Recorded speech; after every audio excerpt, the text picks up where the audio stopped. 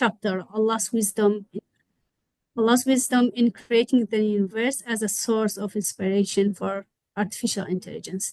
This chapter was written by many authors. I want to thank all of them for helping me, especially Prof. Aisha and Dr. Noor Adib. So simply what we were trying to do is not only talking about how to use the AI in Hikmah or in wise way, but how to learn from the wisdom in the universe, Allah's wisdom by creating all the universe, how that help us to, as a human, help us to do some tadabbur and look around us and get AI algorithms. Many AI algorithms are driven from the nature. The scientists look at the nature, learned how things are working. So, subhanAllah, Allah created the heaven and earth and everything with them in a very harmonized system. The laws is governing all these different creatures is the same law we're supposed to follow in order to be harmonized with this world. So when we recite Surah Al-Rahman, we can see that it's not only talking about the knowledge. Ar-Rahman allama al-Quran. The knowledge came from the Quran, which should be the guidance for us.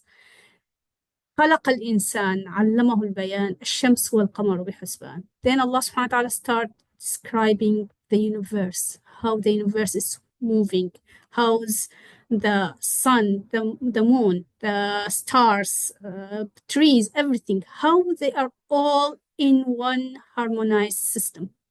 And then Allah subhanahu wa ta'ala وضع الميزان, the balance that we suppose as a human to follow the Quran in order to make sure that we will not be against that harmony. Allah تطغوا في الميزان.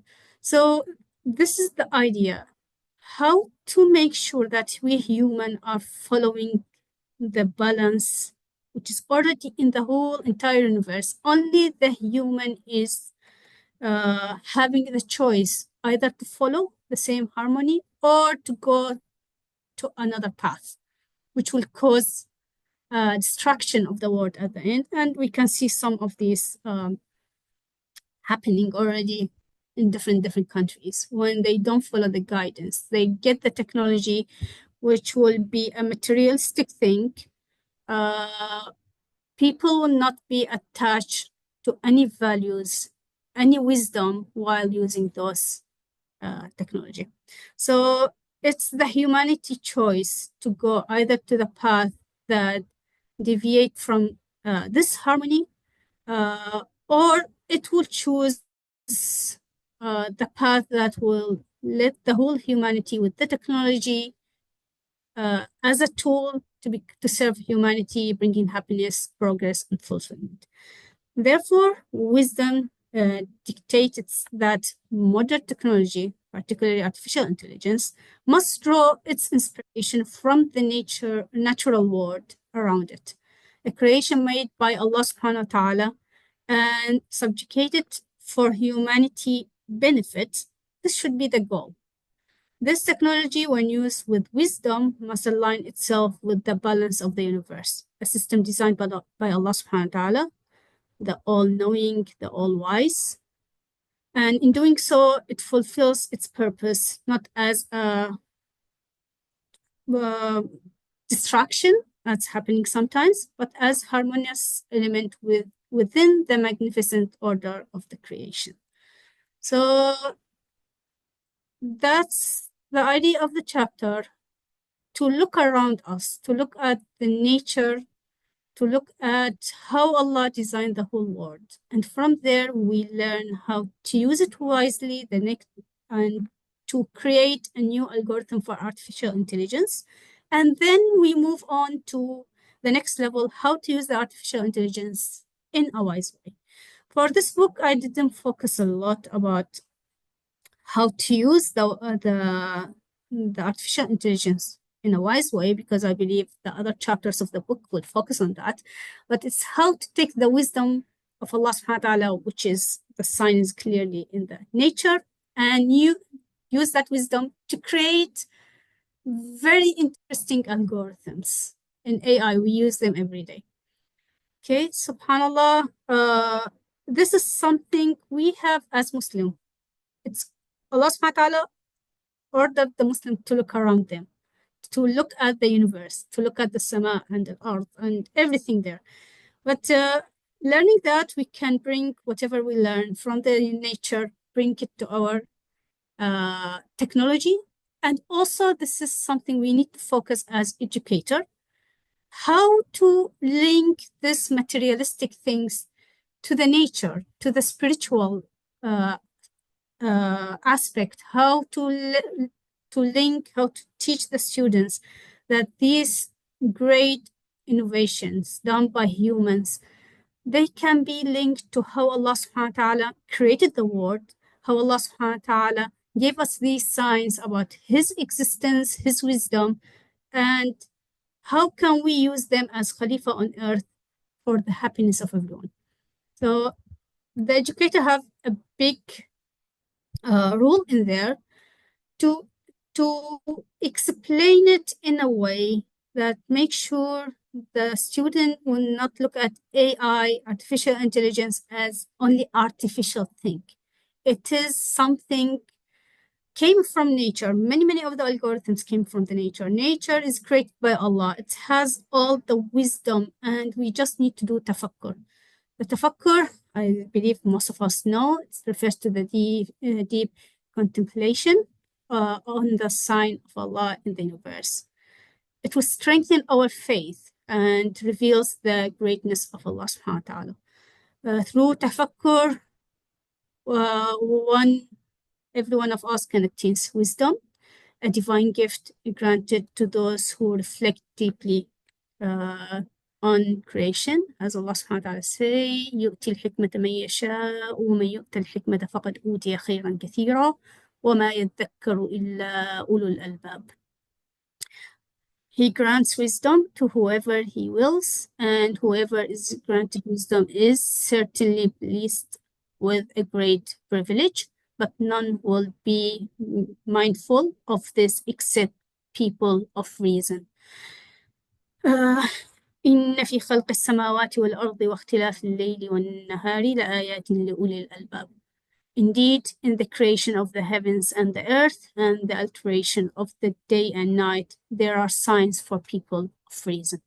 So this is an attempt to be from those people who have the reason and using that reason in order to look at the signs of Allah subhanahu wa ta'ala, to explore the natures, how the complex systems there are inspired to develop the AI algorithms.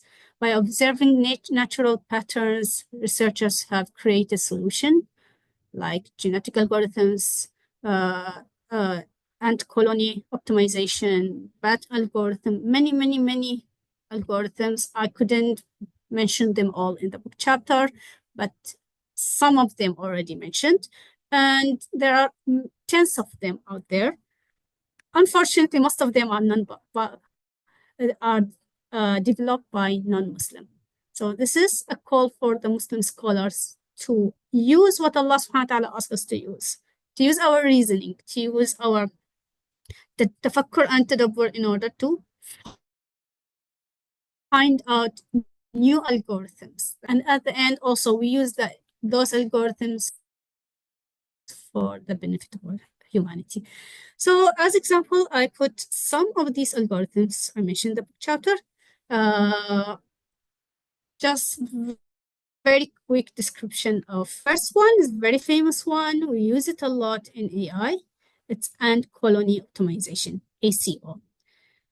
First of all, what is optimization? This is one concept. We use it a lot in many fields, especially artificial intelligence.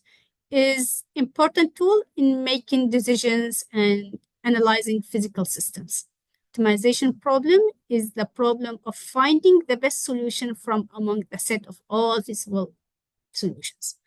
Mathematicians, engineers developed many mathematical methods for solving the optimization problems. Based on the behavior of insects or animals, we can get more solutions, more algorithms, how to find the best solution for the complex problems. So the ACO, the ant colony optimization, search technique to calculate the shortest path between the source and destination. That's in general what we'll be doing. They say biologically inspired from the behavior of natural ants, insects, and it was developed by in Italy by Italian researcher in 1992. Simply, that researcher was looking at how the ants are behaving in real life, how they form bridges, how they are building the and protecting nests, sorting food items, all these different behaviors the ants would do. However, he selected one thing, how, and it was very interesting for that researcher, how ants find the shortest route from the nest to food source. And it's always in nature, that's what will happen. We can see many ants going around. Maybe we look at them as if they are moving randomly. But in fact, at the beginning, it will be randomly, but by time, the whole nest will start follow one path. And that path is the shortest path. This idea, it became very inspiring to create ant colony optimization. So if we look here, we have the nest and we have some ants will go and research. Two ants are searching how for food. Where is the food? But then both of them can reach the food. As they are moving, they will have some hormones. Okay?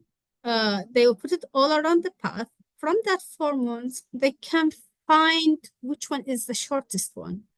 So although two of them went from two paths, at the end, the next ant would take the shorter route, depend on the hormones already released by the previous researchers.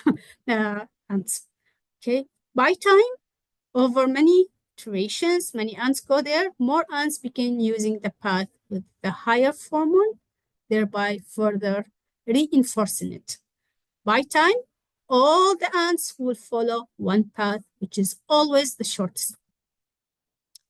So from there, the researcher, he was looking at the ants, he came up with the algorithm.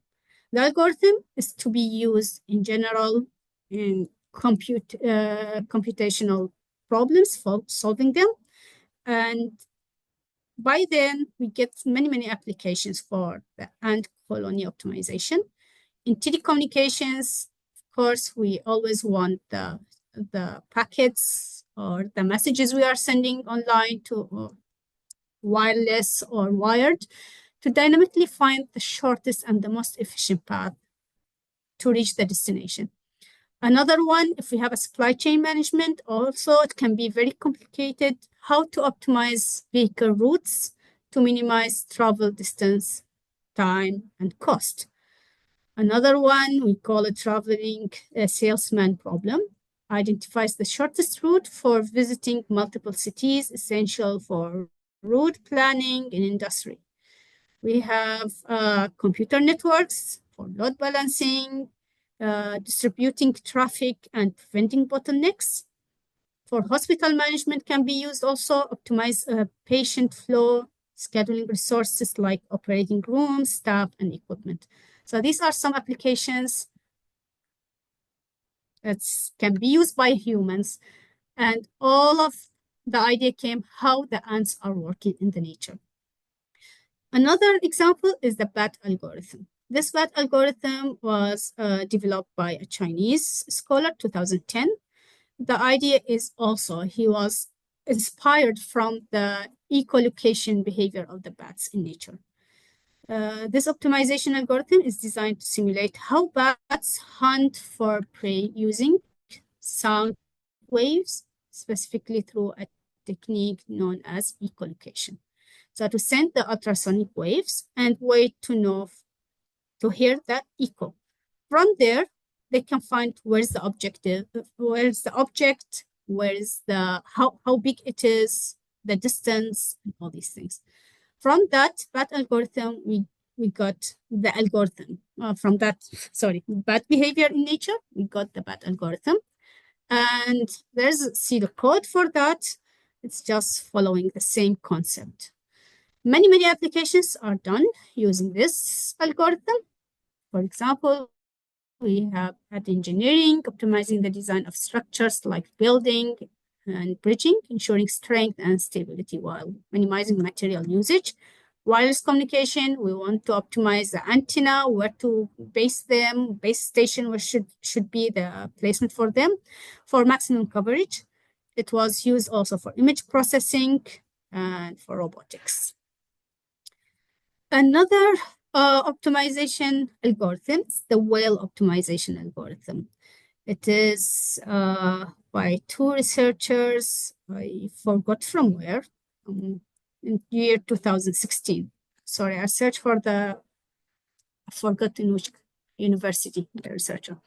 Okay, so simply these two researchers were looking at how the humpback whales behaving in the nature. From there, tried to get an idea to solve very complicated problems. Humpback whales has one-of-a-kind hunting mechanism known as the bubble net. So what is the bubble net? Simply, the whales will behave in a way to make sure that the fish will be trapped under bubble net, okay, created by the whale. So the leader whale finds the prey and dives down for about 12 meters, approximately, creating a spiral-shaped bubble around the prey, and then swimming up to the surface while following the bubbles. The rest of the whales will be supporting and will synchronize with the movement of that whale. So all of them will form like behind the leader, form a way that it will trap the fish. So this is a picture to show how it's working. The whale, we have different whales, some fish want to catch them. So the whales will start making spiral-shaped bubbles. Those fishes will be trapped inside it. Very interesting idea, subhanAllah. So from that idea, from that concept, how this is done, an algorithm was made in order to fix some optimization algorithm, how to find the best solution. So if we have many equations, of course, it's a little bit complicated. I will not go for the technical part. Okay. If we have many solutions, how to find the best one to reach, how to decide which one is the best one. So if you look at it, it looks like the spiral bubble net done by the whales. So the idea came from looking at the nature, see how the animals are behaving and follow that. We have, again, many real-life applications to use the whale optimization algorithm. Engineering design, power systems, data clustering, image processing, robotics, and finance. Okay, so simply that's the idea, nature and innovation. That's what we are trying to come to as conclusion. Study nature offers more than scientific insight. It connects us to Allah subhanahu wa ta'ala, connect us to the divine principles that govern the whole universe. Nature serves as a source of inspiration and guide framework for innovation, particularly in fields like artificial intelligence. Algorithms, there are too many of them, like the ones I just mentioned. We have in the book chapter, we mentioned more. Okay. How closely technology advancements are connected to the processes and behaviors observed in the natural world. So lessons from nature and the role of AI, these nature-inspired algorithm embody the spirit of discovery and innovation. And this spirit should be embedded inside the Muslims because the Quran calls us for discovering the universe, discovering how things are working, looking at the not only all the different creatures. We have the surahs in Quran, An-Naml, An-Nahl, we have Al-Fil, we have many surahs with the name of natural creatures. We Muslims have the potential, we have the motivation. We're supposed to have it in order to discover more. Discovering more, bringing more algorithms, and always link whatever we learn from the nature to the Allah subhanahu wa ta'ala, how He created the whole universe, and we want to follow the same harmony in the universe. So nature is not only a source to be exploited, it is the teacher and the guide. The Quran urges us to observe creation deeply, engaging with the harmony and order of the universe, to see the signs of the Creator, subhanahu wa ta'ala. By drawing lessons from nature, we enhance both spiritual and intellectual pursuits, ensuring our action align with the ethical and moral principles. Modern science, when divorced from spirituality, risk becoming a tool of exploitation, serving greed and fostering inequality. However, when science aligns with the faith and becomes as instrument or tool for mercy, guiding humanity toward balance and enlightenment. Technology guided by spiritual principles can lead from darkness into clarity, ensuring advancement serve humanity holistically. So in Islam, as I mentioned, study of nature is seen as a means to understand Allah's will. That's why we need to go more for tafakkur and tadabbur in the nature and learn from there. Bring the nature to the technology and then use the technology in a wise way to harmonize with the nature. So that's all. This is what I wanted to say in a short period. We need to study that. We need to study nature. We need to learn from the nature how to follow the principles governing the entire universe, to make sure that will be harmonized and to make sure that the knowledge we are seeking can reflecting our belief and how to bring technology to the faith and bring faith to the technology. So that's all. Thank you very much and jazakumullah khairan. Jazakumullah khairan, Dr. Zainab. Thank you very much. Yeah, it is very interesting to know that we can actually extract algorithm from the nature. So I never thought about that before. Thank you very much, Dr. Zainab. I listened to ant colony optimization, bat algorithm, whale optimization algorithm. So yes, the second book of Allah, we need to do tafakkur. Thank you very much, Dr. Zainab. Because me, myself, I'm very interested in looking at animals, but I'm from political science. But I'm still wondering how to relate animal studies with political philosophy. Thank you very much, Dr. Zainab. Okay, Alhamdulillah. Now we already have Dr. Khiati Mansour. Oh, by the way, before I forget, this is actually, the talk is actually about the book on AI and Hikmah that CENTRIS is going to publish, inshallah, the e-book this month. So the speakers, Dr. Zainab and Dr. Khiati are among the authors of the book. All right. So Dr. Khiati is currently in Algeria. So I think there it is still in the early morning right now. Thank you, Dr. Khiati, for coming. So Dr. Khiati is a postdoctoral fellow at the Kuliah of Education. He did his postgraduate degrees here. He is our alumni. And he is also specializes in wisdom. The question of wisdom, I think, of course, yeah, the question of hikmah too, right? I read his article in Arabic. wisdom, it is hikmah. So without further ado, I transfer the screen to you, Dr. Mansour. Thank you, brother. Assalamu'alakum wa rahmatullahi wa barakatuh. Good morning for all. You heard me, brother? Yeah, we can hear you clearly. My slides already there? Yes, we can see your slides.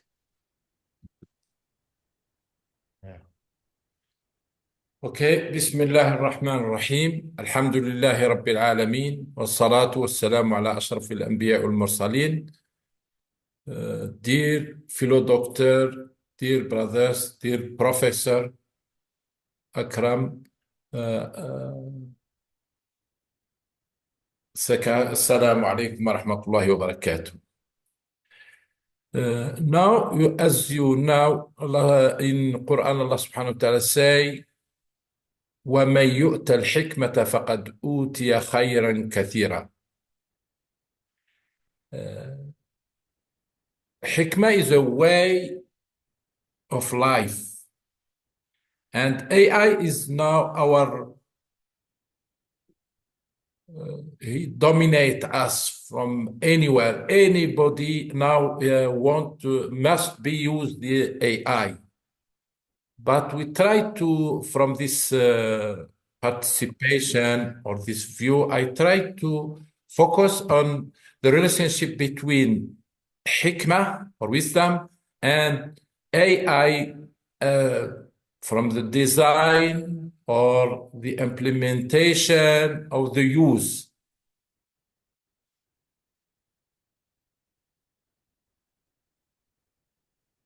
Artificial intelligence now is rapidly transforming our world, as you say, and as you see and as you follow, permitting nearly every aspect of daily life, from virtual assistants like Siri and Alexa to autonomous vehicle and sophisticated predictive algorithms. AI's influence is undeniable. These unprecedented technological advancements necessitate a critical examination of its ethical implications, ensuring responsible innovation and the avoidance of potential social harms. The question or what we want to discuss today, the rapid development of AI has outpaced the development of robust ethical frameworks, resulting in critical changes, bias, discrimination, and a lack of accountability within AI systems, pose significant risks to fairness and equity. This research or this chapter or this talk explores the integration of wisdom, encompassing ethical principles, empathy, and nuanced judgment into the design and deployment of AI, striving to mitigate these risks and promote responsible technological advancement. This is what our aim or our point we want to focus on it. Now, when we talk, what is the relation? We ask, is there any relationship between wisdom or hikmah and AI? Before answering this, I want to take few minutes to define my view or my definition about hikmah.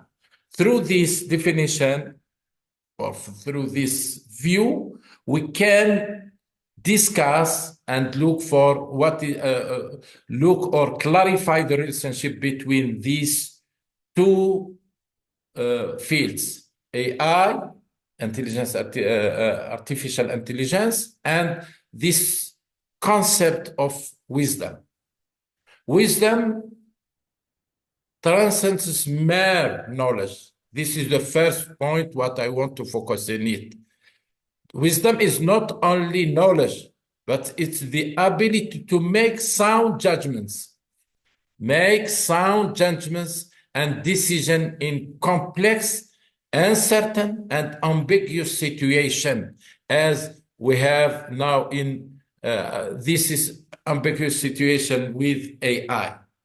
Wisdom is to go beyond knowledge. This requires a deep understanding of ethical principles, empathy perspectives, or emotion perspectives, and the capacity to balance between competing interests and value. In the context of AI, wisdom is essential for ensuring ethical and responsible technology development and use. Okay?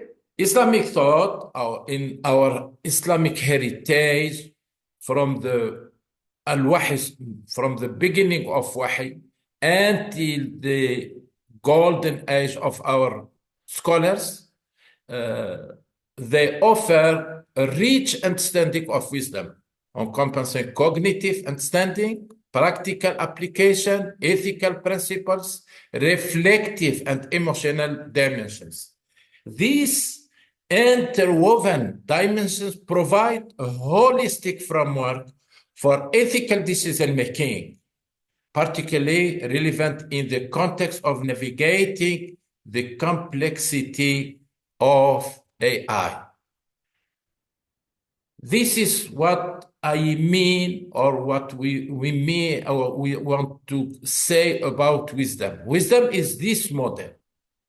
From our view, after looking in the Islamic heritage, wisdom or hikmah have 5 components: knowledge, emotion, practices, or al-amal, ethics, and reflection. When we talk about hikmah, we want to look for every topic, everything, every issue, or every dilemma through these 5 dimensions. We must mix and remember and break these 5 things: the knowledge, the reflection, the ethics, the practices, and the immersion. Practices or action, sometimes we call it. Okay? Artificial wisdom, now, if you allow me to use this word, presents a paradigm shift in AI, aiming to imbue artificial system within ethics reasoning and societal awareness. Unlike instant AI, focuses primarily on data to AI's functionality with human value and ethical considerations, promoting responsible technological development and deployment. Okay, now we look to the integration integration of wisdom into or in AI. We follow this chart. We look for the key research question we ask. Maybe I give a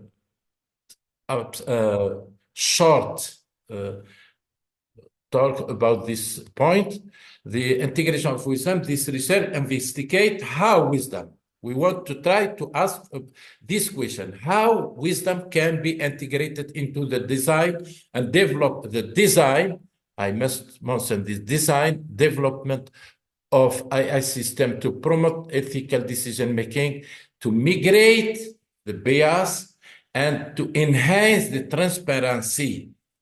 This is the main objective, or we are concerned by this. The study explored the ethical dilemma arising from AI integration across sectors and examines strategies for fostering wisdom among individuals on the one hand, and on the other part, organizations working with AI.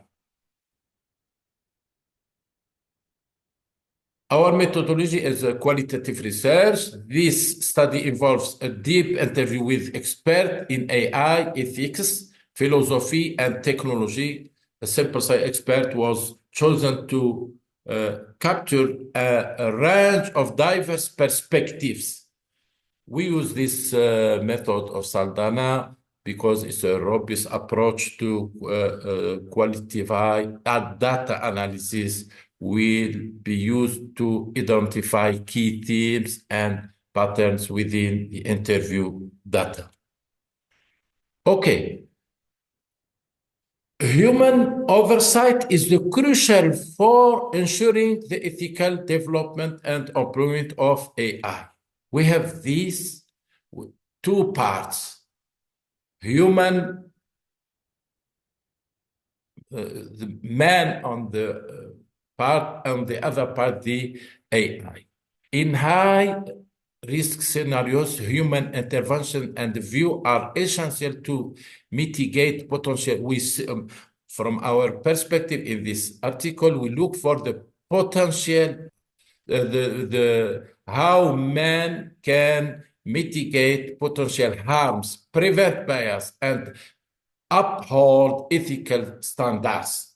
This human in the loop approach is vital, is very vital in achieving responsible AI governance. Or the problem is here, or the key is in this approach. AI system should not only be intelligent, but also ethical. That's what we want to say. I want to ask to mention it. To achieve this, human intelligence decision-making process and ethical frameworks need to be explicitly integrated into AI model development. This ensures alignment with our value and mitigates risk associated with bias and intended consequences. I think it's clear this point. The specificism approach, focusing on detailed practices implementation of ethical reasoning, is crucial, or is critical for developing human-centered AI. We want to put man in the center, or the inside man of man in the center of AI practices. This approach shifts away from abstract philosophical concepts and towards concrete mechanism. We want to look for the concrete mechanism, not only to the philosophical concept, for integrating ethical considerations into the design and functionality of AI system. Every time I try to focus on this step, the beginning, after that the functionality, after that, by the end, the use. The use is the last step.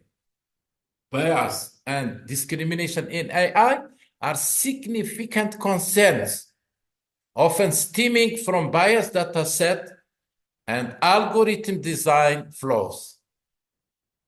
To mitigate these issues, to reduce these issues, researchers advocate for diverse data set, rigorous algorithm testing, continuous monitoring, and the development of fairness-aware algorithms. I'm not specialized in AI, but from my view and or from the philosophy, the theoretical part, the concept, we want to mention to these issues. Okay, what are these dilemma? What are these challenges, these ethical challenges? The ethical challenges, I mentioned to these four: ethical dilemma in AI, privacy concern, algorithm bias, accountability and transparency, and from this we have the need of, after that, with the need of wisdom. About the first challenge, ethical dilemma in AI, the increasing integration of AI across various sectors present complex ethical dilemma. These challenges range from concern about privacy violation and algorithms bias to issues of accountability for AI errors and the potential for job displacement. Addressing this concern requires a multifaceted approaches. What are the motives? The first phase, the first approach, the collection and issue of personal data by AI system raise significant privacy concerns. Balancing the benefits of AI-driven innovation with the protections of individual privacy rights is paramount. Transparency in data collection and use, robust data security measures, and adherence to data potential regulation are crucial. This for the first phase of how we can face this dilemma. The second thing is the algorithm bias. Often stemming from biased training data can perturbate and amplify existing sources of inequality. This bias can lead to unfair or discriminatory outcomes in areas such as loan application, for example, criminal justice, and employment. These only as examples. The mitigating algorithm bias requires careful data correction, algorithm design, and ongoing monitoring. This is the second one. The third phase with the third challenge is establishing clear lines or accountability for AI errors and ensuring transparency in AI systems. Decision-making processes are crucial. The requires mechanism for explaining AI's reasoning, identifying responsible parties for errors, and developing effective oversight mechanism. The fourth one, the need for wisdom. I try to remember every time or to come with the definition. Don't forget the 5 dimensions of wisdom, navigating the complex ethical. Now in this study, we'll focus only on ethical. Before we have the 5, even are very important, but we focus in this study only on the ethical dimension more than the 4 others, because the 1, 2, knowledge and reflection, I think, always are there, but emotion and ethical all are absent. But now we focus only on ethical. Maybe next or in another paper, we'll focus on the other, and especially on the emotional dimension, because as you know, AI don't take in consideration the emotional part.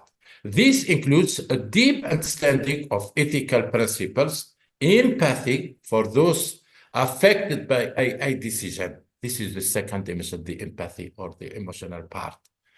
and the ability to balance competing interests. This also is an ethical dilemma.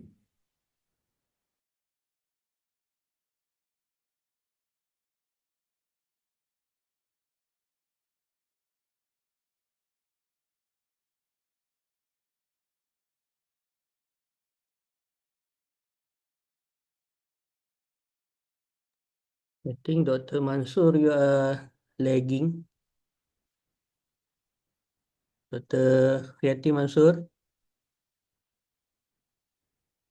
I think he is the one who is lagging right now, right? I think so. Ah, Dr. Khiati,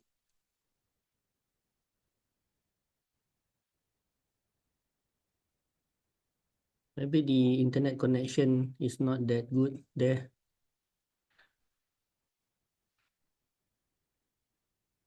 Oh, he has left. Okay, never mind. While waiting for him, so far, what I can get from his talk, his presentation, is that he is talking about artificial wisdom instead of artificial intelligence, because for him, it is very important to have this wisdom-guided approach in artificial intelligence. And another point that is very interesting, he talks about bias in data sets. And I think this is, yeah, I've read a few articles that talk about this, how, yeah, we know the cyberspace is dominated by Eurocentric data sets. So when these AI or chatbots, when they analyze all the data, the findings will be towards Eurocentric findings and not, because we from here, I mean, the non-Europeans, our data sets maybe are not that much in the cyberspace. And even there was one case, the student posed a question, what should I do in order to get this pizza topping stable, sticky, and the AI answered, put glue on the topping. So because of the AI, the chatbots took the data from jokes by other people. Okay, so I think again, I want to highlight that actually this is the talk is actually presentations by authors of an ebook that inshallah will be published this month by CENTRIS. And the editors are, we have here Prof. Akram Zeki, Dr. Aznan, and Dr. Nur Azura, the head of research of KICT. So this talk is also in collaboration with KICT.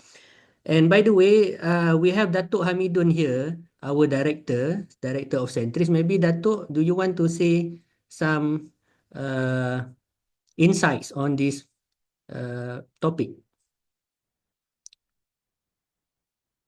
Datuk?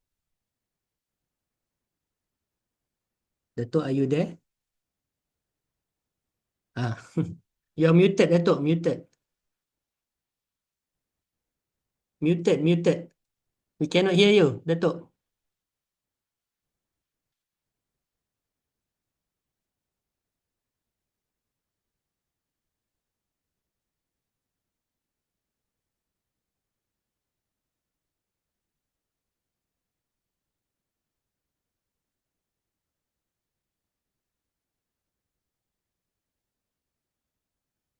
Maybe Datuk is trying to unmute. Before we're waiting for Datuk, maybe Dr. Khiati is coming back. Okay, Dr. Khiati, you can proceed where you left. Sorry, Yeah. maybe I have this issue with my laptop, but if you allow me to restart if okay. Yeah, it's okay. I think you stopped at slides 20 something, 22, if I'm not mistaken. Yeah. Maybe I cannot cannot share, but it's okay. Then you maybe can... you can just talk. You just deliver the points, even though we do not see the screen. I try to develop only the points without. You hear me now? I can only. Clearly. I use only my phone to continue this talk now. Which slide? Okay. System. Okay.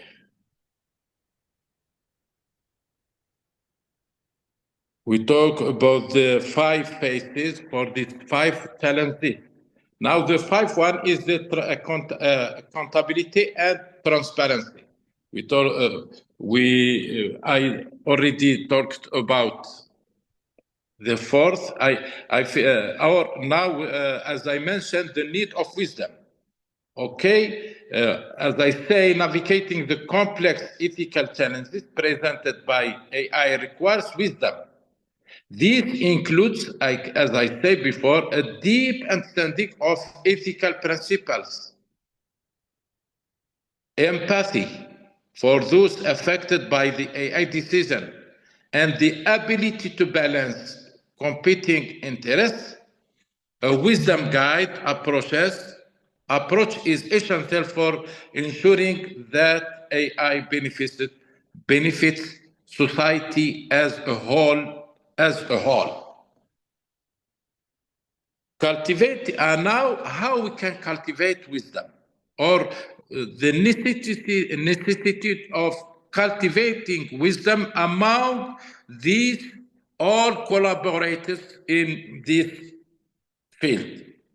Individuals can cultivate wisdom in their interaction with AI by making informed decisions based on a clear understanding of AI's capacities and limitations. Critical thinking and skepticism are essential in evaluating AI-generated content and avoiding manipulative or misleading information. Now, organizations also can participate or play a critical role in fostering responsibility AI use. This involves promoting transparency,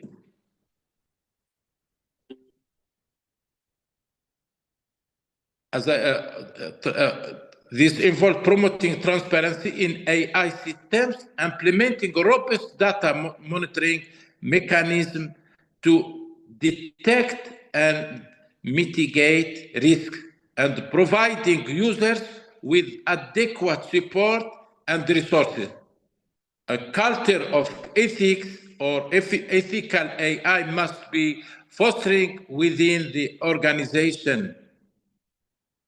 Now we have another point, the explainable AI. How AI can explain for us is crucial for promoting transparency and user understanding of AI decision-making process. The explaining AI techniques aim to make AI's reasoning more accessible, enabling users to assess the validity and fairness of AI-generated outputs and fostering trust in AI system. Promoting responsible.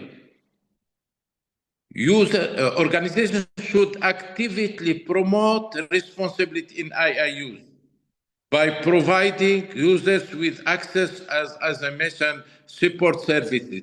This includes educational materials, helpline, and other support mechanisms to guide users toward responsible and ethical interaction with AI. The others are the stakeholder, multi-stakeholder collaboration, addressing the ethical challenges posed by AI requires a concrete effort from multiple stakeholders. These include ethics, who are interested in ethics, in technology, and policymakers, and ensure working collaboratively to develop and implement robust ethical frameworks and governance structure. Now I can go to the finding or some key finding in this research. The research underscores the critical role of wisdom in guiding the ethical development and the deployment of AI. We highlight the need for human oversight. This is the first point. We need the human oversight. The integration of human value or ethical value into AI systems, and the importance of mitigating bias and promoting transparency. This is the key finding in this way. By the end, we recommend to foster ethical AI. We recommend prioritizing human oversight in AI, development and deployment, integrating ethical consideration into AI design from the outset, promoting transparency in AI systems, and fostering collaboration among diverse stakeholders. Continuous monitoring and evaluation of AI system is crucial. Okay, in the conclusion, further research is needed to explore the practical implementation of wisdom guided AI, develop robust methods for measuring and assessing the ethical implications of AI, and establish effective governance structure for responsible AI. The integration of wisdom is essential for ensuring that AI serves humanity's best interest and contribute to a more just and equitable future. This an overview about this study or this participation. Unfortunately, I prepared 4 books to share with you, but I have a problem in my laptop. I don't know what happened with it. These 4 books are for 4 winners of this Nobel Prize for this year, 2024. They have, some of them are philosophical. They participate with philosophical concept. Others, they ask, and I want to try to, from these books, to mention how ethics and wisdom is very, very crucial and critical in this field. Thank you, and I apologize for this problem. Thank you for your listening and patience with me. Thank you very much, Dr. Khiati, Mansour. Thank you very much, even though it is early morning there. Thank you very much. So yes, we got a lot of points, as I mentioned when you were offline just now, about the question of we need more artificial wisdom, and you define wisdom as the ability to decide when we face ambiguous and complex situation like what we have right now, AI. We do not know. Yes, we do not know. I think I read this National Geographic, the latest issue was talking about AI and how, we do not know the do not really know the direction of it. As you mentioned, you also mentioned that it is here, we cannot avoid it. As I quote here, open quote, in this magazine, artificial intelligence isn't merely poised to change our world, it already has changed our world. And the scientific possibilities are more fantastic and more humanizing than we might think, mentioned by them. I mean, mentioned by this magazine. But again, as you mentioned, the question of bias, maybe we will have bias. Of course, we already had bias many times. The data set came from the Eurocentric data sets and not from here. So the conclusion, the analysis done by chatbots or any AI engines, the findings will be based on the data sets, the Eurocentric data sets, not from our data sets, right, so to speak. Okay, thank you very much, Dr. Khiati. So we open for Q&A, but I think Dato' Hamidun, do you want to add anything on this? Recording in progress. Dato', are you still there? Ah. You are muted, Dato'.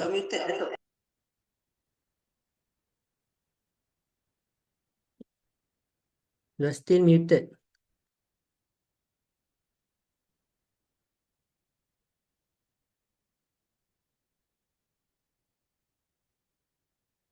Okay. Yeah, we can hear you. We can hear you. All right, now. Okay, first and foremost, I have to thank everyone for coming. And the next point, I would say that this is a very important step whereby we can we can mobilize together to deal with this AI and also its what do you call it? Its impact upon us trying to achieve the hikmah in our decisions and so on. So I was telling Dr. Akram that is hikmah a prerequisite or is it a resultant of our relation with Allah Subhanahu wa Taala? Number two. So number three, I think all of us should learn together and we should be active in our question, whatever comes to our mind, we have to ask because we are now in front of experts. I have a few questions myself, but then we let it go, inshallah, at the time of question and answer later on. Thank you. Thank you. Okay, thank you very much, Dato'. So yeah, I now open the floor to anyone who wants to. You can even type in the chat box. Doctor, Yeah. You see now my slides? Yeah, we can see. Yeah. Can you allow me to add a point? Yes, please. Yeah. These are the 4 books. You maybe our fellow and especially Dr. Akram can comment on this. These are 4 authors. The first one is Ethan Monique, who wrote this book, Co-Intelligence. This book is focusing on he emphasizes the AI and transcendent impact as a general purpose. This author this year is one of the winners of the Nobel Prize for 2024. This is a very interesting book who talk about ethics and technology and especially in AI. The second book is this, Super Intelligence by Nick Bostrom. This is the director of the Future of Humanity Institute, professor in the Faculty of Philosophy in Oxford. He wrote this book and he mentioned this dilemma between ethics and AI. The third one is the singularity is near. But now he already wrote another book, and he title is the singularity is nearest. Also, this man is in transcend biology, but he write this book is very interesting in this area. The fourth one, for me, I selected before 10, but I only prefer to talk about this. This is the what we call very contradictory with this book. The Dan Brown is he write he say by the end of this book, he say now we no need to if we want to have relation with God, our God is the physical sciences. These are the 4 books I want to share with you. Thank you, Doctor. Okay, thank you very much, Dr. Khiati. Wait, I just okay, I just shared the attendance link, by the way. Okay, thank you very much, Dr. Khiati, for sharing the books. Dan Brown, The Origin, yeah, I also love to read some of his books. Okay, any question to anyone, to both of our speakers? Oh, we already got one or 2 questions. All right, the first one from Dr. Afisa. Salam, I have a question. Is there any ethical guidance to use AI nowadays? Because AI also being used for manipulation to spread fitnah and plagiarism. About the ethical guidance. So maybe this is anyone want to, maybe Dr. Khiati, you want to respond to this? Yes, Doctor. Yeah, yes, this is a very deep problem. Not only plagiarism, but because when we talk of plagiarism or this dilemma in ethics, now we are talking about the users. But yes, it's very important to take this point to teach for our student, for our researcher, for all to keep this dimension of or this way of ethical. Allah subhanahu wa ta'ala say, وَلَا تَقْفُ مَا لَيْسَ لَكَ بِهِ عِلْمٍ إِنَّ السَّمْعَ وَالْبَصَرَ وَالْفُؤَادَ كُلُّ أُولَئِكَ كَانَ عَنْهُ مسؤولا. And from my view, I think for users, we can make a manual, a guide for users. But our problem is not, the deep problem is not here. Our problem is with the designer, with the developer, with the algorithm. Now, you know, we discuss, like I mentioned in this 4th book, we discuss about the necessity to have iman or no. How we deal with aqidah, not only for aspects of behavior, a suluk. Yeah. Okay, thank you, Dr. Khiati. I think the second question is also related to the first question, but it has an addition. Okay, integrating artificial wisdom by Dr. Azrin Muhammadin. Integrating artificial wisdom into AI requires the creator to be of an ideal character without prejudices and bias. It's an impossible feature to accomplish because humans are full of these negative characteristics. Further compounding this, most creators come from capitalistic environment that focuses more on profit generation from the commercialization exercise. What are the ethical and moral standards to be based on, and which organization to champion this? So which organization to champion this, and what are the ethical and moral standards to be based on? I think both of the speakers can respond, but I think Dr. Khiati first. Yeah. You say this question addressed to me Yeah, first. about the Can. ethical and moral Yeah. standards. Yeah. Yeah. As I mentioned, now the problem is with who produce, who, as the question mentioned, who create this content, this issue. And you ask, is there any organization? Our organization now is the KICT, our kulliyah. It will be one of them. But I think it will be the most related to take or to challenge or to take this challenge, to overcome this challenge, to produce, to try to produce this algorithm. Khiati. Yeah, Bro, Khiati Mansour. yeah. Sorry? Okay, it's okay, Dr. Khiati, you can continue. Ah, Yeah, sorry.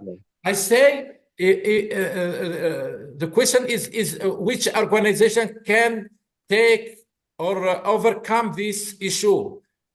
How we can face the contain, the creation, the origin, who develop, who design, and I propose like our kulliyah of ICT can be one, maybe the first one who can overcome these challenges. Yeah. Okay, thank you, Dr. Khiati. Dr. Zainab, do you want to respond to any of the questions? Yes, Assalamu'alakum. Actually, I want to give an example of AI ethical and moral standards. For example, the autonomous vehicles, the driverless cars. Now, in EU, they cannot import those vehicles unless they have to answer some moral questions. The trolley problem, how the car will behave, what will be the decision making. If they don't answer those questions, the car should not be allowed. This is what they are trying now to put in the policies they have. So, I mean, there is a way to stop or to put some limitation or to put some standards for every country, but should come from the top. And also, of course, some of the questions should be answered by the programmers, by the experts in the field. But it is possible since the EU already did it. I believe it's possible for other countries also to force it. Yeah, thank you, Dr. Zainab. Yeah, interesting. I never took a ride with a driverless car, but I think yes, of course, there is a good solution to that, right? First, you have to answer whether about the test, ethical test. If you pass, then only it will be. For example, okay, if I give an example for Tesla, for example, if you remember a few years ago, there was an accident and the driverless car hit a woman on the side road. Okay, since that time, they force now Tesla and others to answer this question. In case there is a scenario, either you kill the driver or you kill one person crossing the road, which one should be killed? I mean, the car stops suddenly and the driver will be hurt or someone will be hit on the road. So if they don't answer that question, the car should not be in the street. Same thing can be applied for any other artificial intelligence and decision making. That is very important, very interesting. Thank you, Dr. Zainab. Any more? Any question from the audience? Maybe you want to unmute and directly talk. Okay. Yeah. By the way, we are fixing the attendance link. Inshallah, we will share as soon as possible. May I have a question, Dr. Zahid? All right. Yeah, Datuk. Okay, I have two things basically. Number one, to Dr. Zainab, you did mention, mashallah, thank you very much, a lot of algorithm that we have emulated from what there is nature, and from readings we know a lot more that can be done. What comes through my mind was when I was reading about interdisciplinarity and also transdisciplinarity. Can the algorithm that we have in the end achieve the relation of A plus B algorithm equals to C?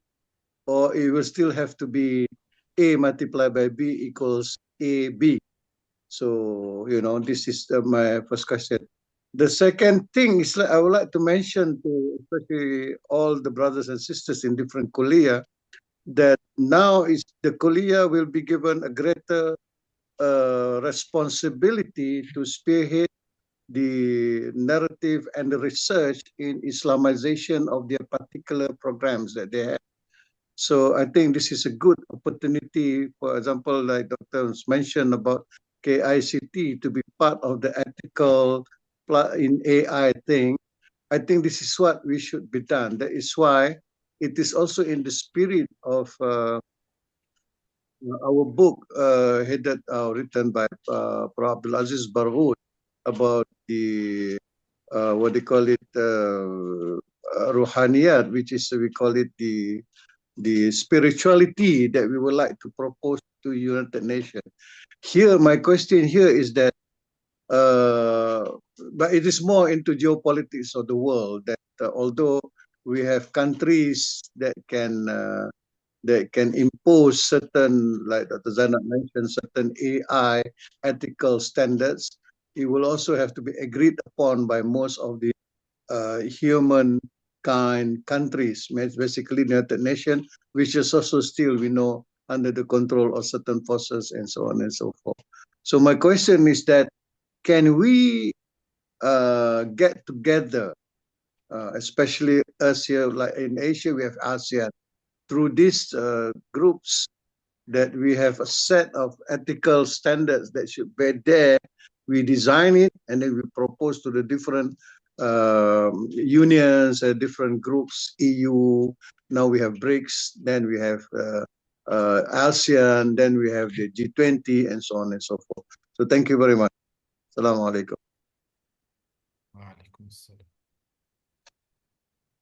Okay, Dr. Zainab, maybe you want to respond on that? And Dr. Khiati? Okay, I believe for this one, this kind of standardization and ethical or these things, it's not a one field job to do. Some of us can ask the questions, the big questions. Well, is that ethical or not? Some of us can implement them. So we can start by asking the questions, how to make the AI wise and ethical. But to implement it, of course, there are too many people that can do. Maybe there are more people expert more than me in answering this one. But I believe at least we can start asking the questions about how to do it. Dr. Khiati, anything? Yeah. Thank you, Prof. Yes, as the Prof mentioned, I think we have different levels to clarify this point. The first point is the will, al-irada. We must have a will. The stakeholder must have this will to face these challenges. This is the first one. The second one is, as Prof mentioned, this transdisciplinary. We have this experience in other fields, in economics, in banking. We have this transdisciplinary. We try to implement the Islamic view. But here, who has the power to decide which discipline can overcome the others? Ethics first or profit first? And the third point, the third level is level of intellect. Have we this power? Have we this strong knowledge in this field or not yet? If we have this, I think policy first, transdisciplinary must be present, and the third one, we must master this field if we want to act and have a power in this world. Yes. Okay, thank you, Dr. Khiati. Thank you, Dr. Zainab. Any more from the floor? Any questions? Okay, so we have discussed, I think, quite in detail, but I think we need more. So inshallah, on the 24th this month, 24th of December, 10, if I'm not mistaken, 10 to 11:30 or 11 to 12:30, just like this one. We are going to have another webinar on this, on AI and Hikmah 2. This one is number 1. Then the next one will be by Prof. Fauzan, our Deputy Rector. And he is also one of the authors of the ebook that is going to publish, inshallah, at the end of this month. Okay, thank you very much, Dr. Khiati, Dr. Zainab, Datuk Hamidun, Prof. Akram, Dr. Aznan, academic students from KICT, academic students from AHAS, KRKHS, and everyone. So I noticed a few of my friends also attended from my department. Thank you. Okay, so anything anymore? Last call. Okay, so today, alhamdulillah, we have seen, I think, in conclusion about when we need to look at the second book. Dr. Aznan, you want to say anything? Yeah, okay. Assalamualaikum. Hello. To both the speakers, very interesting sharing. But maybe just sorry to come at the last moment. But just to mention that the books that are shared by Dr. Khiati just now was very interesting. Okay, like Nick Bostrom, Ray Kurzweil, they have been mentioning a lot about the possible futures of AI. And one thing that they had mentioned about is with regards to what is called the transhumanism and also singularity that was mentioned just now. So it is interesting to view on their, to go through their views. Okay, and from here we can come up with our Islamic perspective on their views on this matter, which we could probably explain it, with regards to the what we call distinction of like Tawheed and also fiqh and so on, and also ethics, akhlaq, because as mentioned by Prof, they are very Eurocentric, Western-centric, and sometimes the views that they share is, we can say, not in congruence with our Islamic teachings. So, for example, they are mentioning about singularity and transhumanism, and also possible immortality. So these are the things that probably we can also discuss for future works. Thank you. Assalamualaikum. Yeah, thank you very much, Dr. Aznan. Yes, we need actually more discussions on this topic. So as I mentioned earlier, inshallah, we will have more next year. The second one will be 24th, but next year, inshallah, we will try for the second volume of the book. So again, when we do that, we will have webinars, all right, by authors to talk about their research. Okay, thank you very much again to everyone. We end our session with Tasbih, Kafara, and Suratul Asr.